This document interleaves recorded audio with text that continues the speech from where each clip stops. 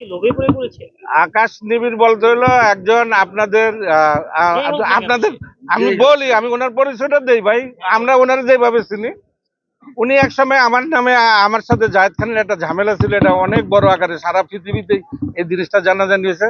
উনি আমার নামে বিভিন্ন ভাবে ল্যাংটা কন্টিনিউ করে আপনাদের ইউটিউবের মাধ্যমে ছাড়তো, এই আকাশ নিবিড়।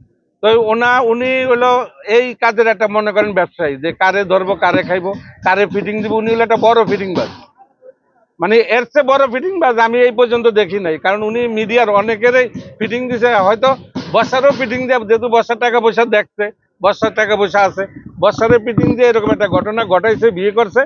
এখন কিভাবে আছে সেটা তো এখন আর জানি না। কিন্তু আপনি আপনি না সে বর্ষা চৌধুরী বলছে আমি তাকে বিয়ে করিনি, সেগুলি নাটক সাজিয়েছে এবং বাসায় ছবি, তার কোনো ছবি নাই। যে বাসর ঘরের ছবি দেখাচ্ছে তার বোনের ছবি, কিন্তু বর্ষা চৌধুরী কিন্তু বাসর ঘরে কোনো ছবি নেই। এটা নিয়ে আসলে আপনি কি বলবেন? হঠাৎ করে একটা মানুষ আমি 100% শিওর বর্ষা চৌধুরীর দ্বারা এইসব কাজ করা সম্ভব।